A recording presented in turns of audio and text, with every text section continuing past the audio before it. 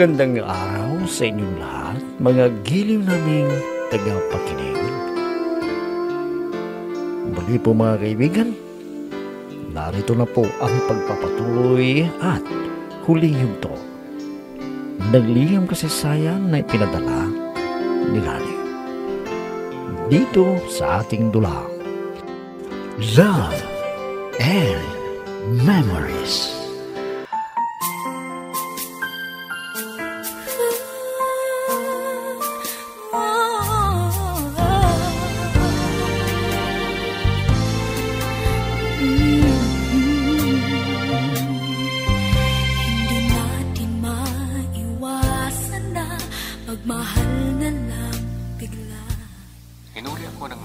Sa Maynila at ibinarik nila si Jessa sa mama niya. Pero ako ay pinakulong ng mama ni Jessa sa kasong kidnapping. At kinumbinsi ni Doña Amanda si Jessa na pagkasal kay Nelson para makalaya ako. At ilagad ni Nelson ang mga kailangan bago sila pagkasal. Minsan ay kinausap ni Jessa si Nelson.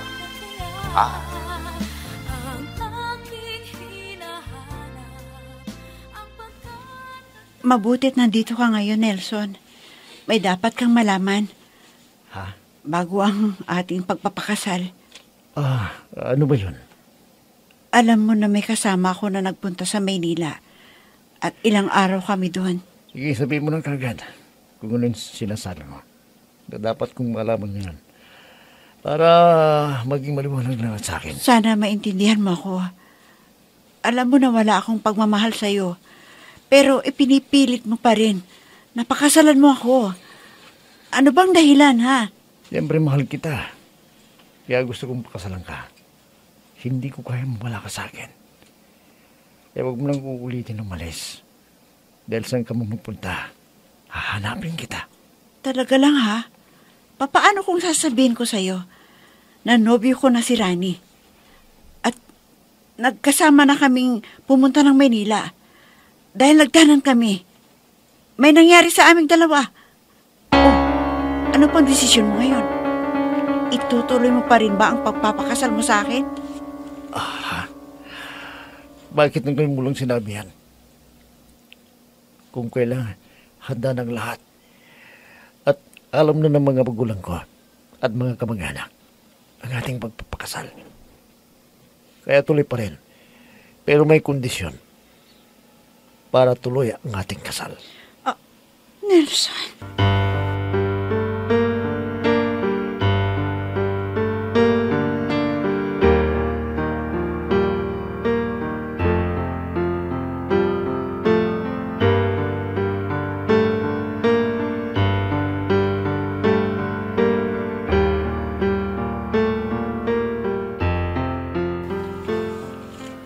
May sasabihin ka ba sa akin, Jessa? Ano ba yun, Iha? Para alam ko kung ano yun. Kuwan po, Mama. Bakit hindi niyo sinabi kay Nelson na nagtanan kami ni Rani at may nangyari na sa amin? Ano? Hindi ko alam. Kaya wala akong sinabi kay Nelson. Akala ko wala kayong relasyon. Daghapas lupa na yun. At isang ambisyoso. Kaya kumapit sa'yo. Para makatkeep ng ginawa sa buhay. Hindi po totoo yan, Mama. Dahil hindi mapagsamantala si Rani. Yun ang nakita ko sa kanya. Kahit ano pang sabihin mo, ay hindi magbabago ang pagpapakasal ninyo dahil handa na ang lahat. Sige, Mama. Kayo ang bahala. Pero alam ko, hindi ako liligaya sa piling ni Nelson. At isa pa, itutuloy daw ang pagpapakasal namin. Pero Ma, may isang kondisyon siya. Ha? Ano yun? Sinabi ba sa iyo kung anong gusto niyang mangyari sa inyong pagpapakasal? Hindi po, Mama. Dahil sa inyo raw sasabihin ang kanyang desisyon para matuloy ang kasal naming dalawa.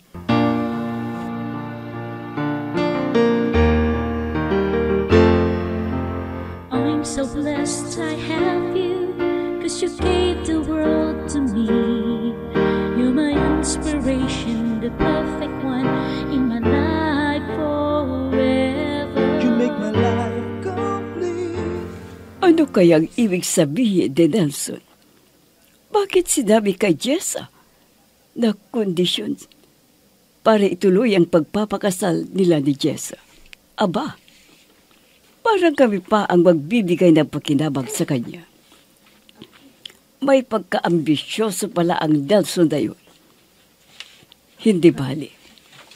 Kakausapin ko siya para malaman ko kung anong ibig sabihin niya at kung anong gusto niyang magyari. Sana nga pumunta siya rito para makapag-usap kami ng masinsinan.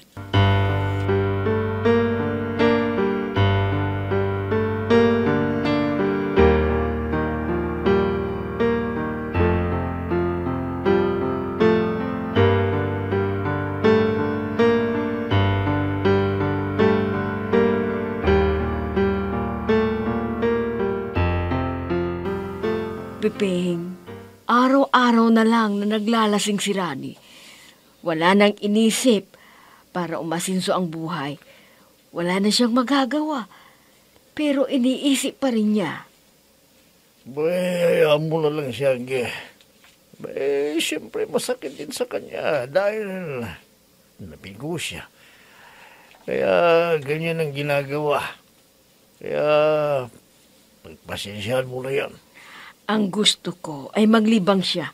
Hindi yung alak ang ginagamit niya para makalimot. Ay nako, hindi rin epektibo. Sandali lang na makalimot, pero pag nawala na ang espiritu ng alak, apektado na naman siya. Basta pabayaan muna natin yung anak mo. Baka maimasmasan din yan. At mapag-isip-isip din yan na nandito tayo. Na nagmamalasakit sa kanya. Oo nga. Kaya naawa ako sa kanya. Pag nakikita ko ang itsura niya, ay lubhang nasasaktan ang aking damdamin. Talagang ganyan, hindi lahat nagtatagumpay sa pag-ibig. May nagtatagumpay, may nabibigo. Talagang ganyan ang buhay. Tama ka. Ngayon, naranasan rin ni Rani ang mabigo, gaya ng ginawa niya kay Lenny. At alam mo ba, lumayo si Lenny para makalimot, kaya nag-abroad siya.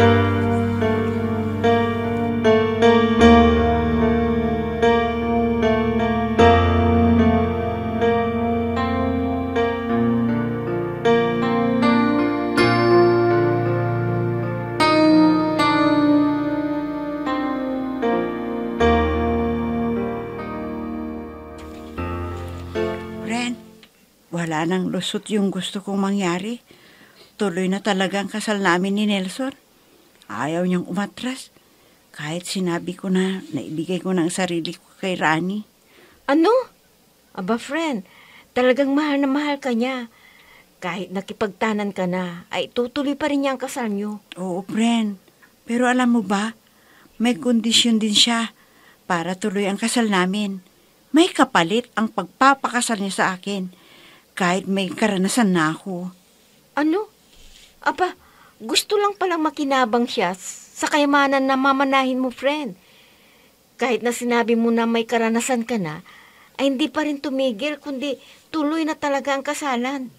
Tama ka dyan.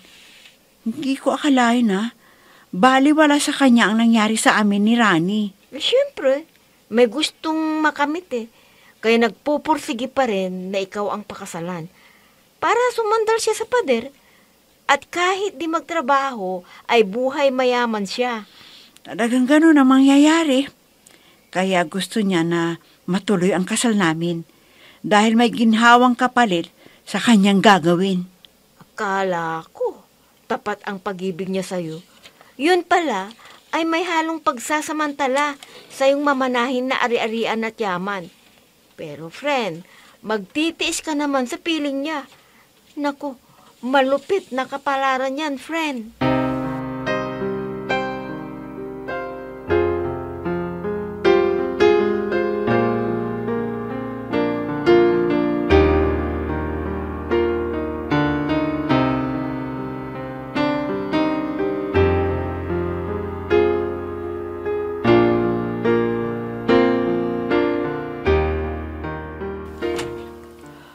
Delson, bago ko tawagin si Jessa, pwede ba tayo mag-usap? May ilang bagay lang akong gustong malaman sa'yo. Sana yung totoo ang sasabihin mo sa akin. Ano ba yun, Mama? May problema ba? Na sinasabi ni Jessa sa inyo? Hindi naman problema. Kaya lang, may hindi ako nalaman agad kay Jessa. At hindi niya sinabi agad sa akin. Kaya gusto kong linawin kung ano ang sinabi mong kapalit na gagawin mong pagpapakasal ninyo ni Jessa. Yun pala, gusto ninyong malaman. Sa akin naman kasi, parang yun ako niloko eh. Dahil hindi niyo man lang sinabi sa akin na nagtanan na pala si Jessa. At ang lalaking kasama niya. Ha? Hindi ko alam yan, Nelson. Dahil wala naman akong alam na ibang nanligaw sa kanya. Ang akala ko ay nagpasama lang siya. At alam mo bang isang hampas lupa ang lalaking yun? Kaya nga, binigyan ko siya ng leksyon at ipinakulong ko para lang pumayag si Jessa na pakasal sa iyo. Pero may nangyari na kina Jessa at ang lalaki yun. Kaya, ang pakakasalan kong babae, tira-tira na lang ng isang lalaki. Dahil napasubo na dito eh. Kaya, tuloy na tuloy ang pagpapakasal namin dalawa. Pero may kondisyon ako. Ha? Anong ibig mong sabihin? Anong kondisyon yan? Kung kaya ko, sige sabihin mo. Kung anong gusto mo. Gusto kong pamahalaan ng isang malaking negosyo ninyo. Ako ang mamamahala. Kapalit ng panluloko ninyo sa akin. Nelson!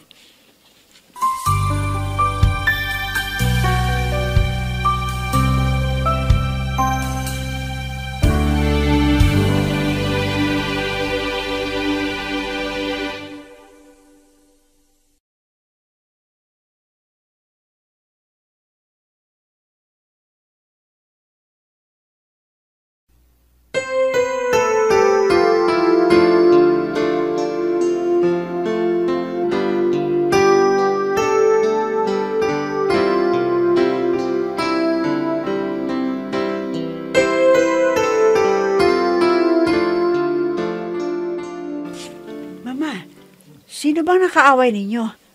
At kanina pa kayo bulong ng bulong dyan. Ano nangyari sa pag-uusap ninyo ni Nelson? Ang walang hiya. Siya pala ang ambisyoso at may interes sa mamanahin mo. Ha? Anong ibig niyong sabihin, Mama? Ano ba yung kondisyon ni Nelson? Makakalain mo. Pinagbintagan pa tayong banloloko. Dahil hindi ko raw sinabi sa kanya na ang kasama mo sa Maynila ay nobyo mo at nagtanod kayo. Sinabi mo ba sa kanya ang nangyari sa inyo ng lalaking yun? Opo, Mama. Sinabi ko para malaman ko kung ano talaga ang layunin niya sa pagpapakasal sa akin. At napatunayan naman na interesado siya sa ating mga negosyo. Oo, Iha. At ang hiningi niya ay yung pinakamalaki nating kumpanya. Ano? At pumayag kayo sa gusto niya? Hindi naman niya alam kung paano patakbuhin ang isang negosyo. Dahil wala siyang natapos sa kolehiyo. Hindi man lang nakatuntun. Ano mangyayari kung siya ang mamamahala sa negosyo natin? Ano, Mama? Wala na akong nagawa, Iha. Kundi pumayag sa gusto niya. Sa bagay, magiging asawa mo na rin siya. Kaya alam ko na hindi niya pababayaan yun.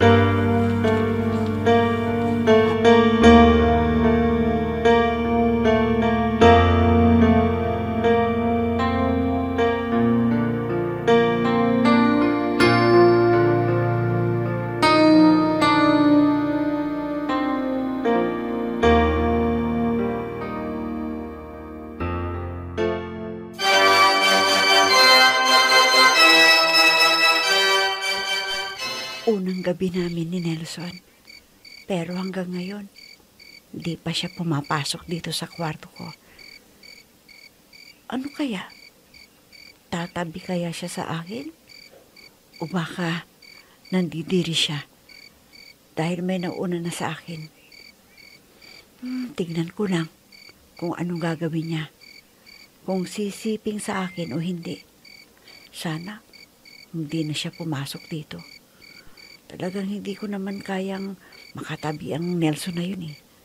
Siguro, magpapakalasing na siya at doon na makatulog sa sopa. Minsan ng isang simpleng ngiti ay mayroong dala, isang tapat na hangarin at pangakong dakila. Hindi man ito pinapansin, minsa'y Oh, Jessa Iha, bakit hindi ka pa kumakain? May gusto ka magkainin?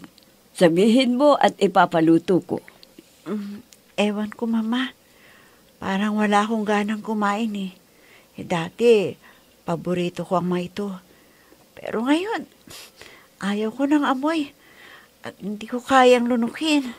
Ano ba ang nararamdaman mo, Iha? Sabihin mo sa akin para maagapan. Ilang araw ko nang napapansin na matablay ka. Nakakarimdam po ako ng pagkahilo. At kung minsan, nagsusuka ako.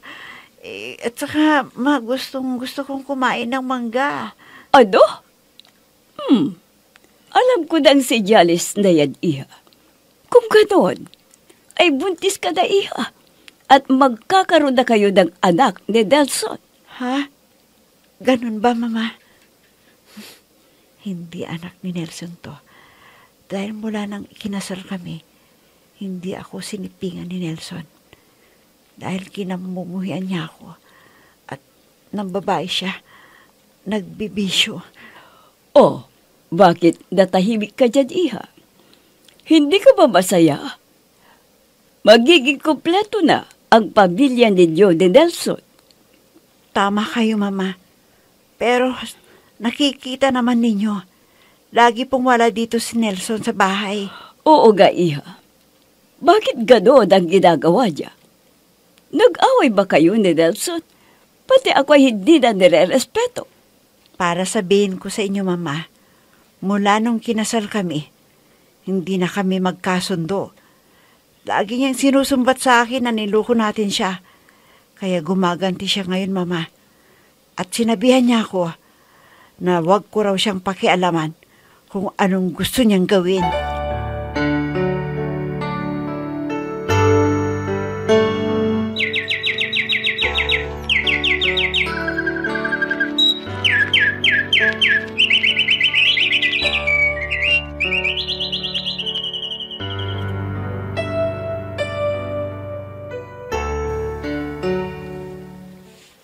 Hanggang ngayon, hindi ko pa nakakalimutan si Jessa. Kumusta na kaya siya? Wala nang nag-asawa, wala na akong balita sa kanya. Naging masaya siya sa buhay niya. Pero ako, malungkot pa rin ang buhay ko. Nandito pa rin ako na nagtitiis sa pananabik ko sa kanya. Rani! Ha? Parang boses ni Jessa yun. Rani, halika! Salubungin mo ako! Ha? Si Jessa nga. Lalabas ako. Jessa, ikaw nga. Salamat at nagpunta ka rito. Rani! Sabik na sabik ako sa'yo. Sino ang batang dala mo? Anak ba ninyo ni Nelson yan? Baka magalit kung malaman niya na nagpunta ka dito. Wala na si Nelson. Patay na siya dahil na-aksidente siya. Kaya huwag ka na mag-alala. Wala nang hadlang sa atin.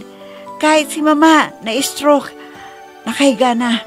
Pero nagsisi dahil sa ginawa niyang pagkampi kay Nelson na naglustay ng pera ng kumpanya namin na hinawakan niya. Kung ganun, wala nang hadlang sa pagmamahalan natin. At salamat sa Diyos, ibinalik ka niya sa buhay ko. At handa ko nang tanggapin at mahalin ang anak ninyo ni Nelson. Hindi namin anak ni Nelson to, kundi anak natin. Anak ko. Halika, baby. Halika sa daddy. Natutuwa ang anak natin. Alam niya na ako ang daddy niya.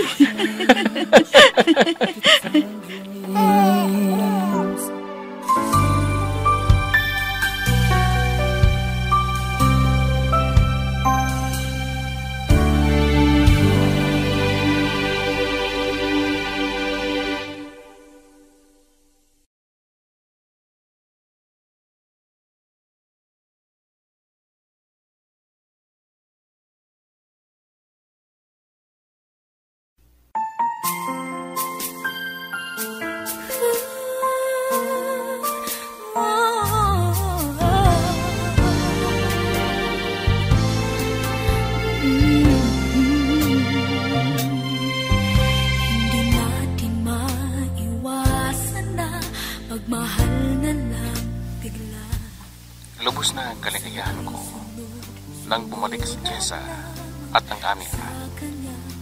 Ngayon ay maligaya na kami ni Jessa dahil wala nang sagabal sa aming pagmamahalan. Hanggang dito na lamang. Nagpapasalamat. Rani.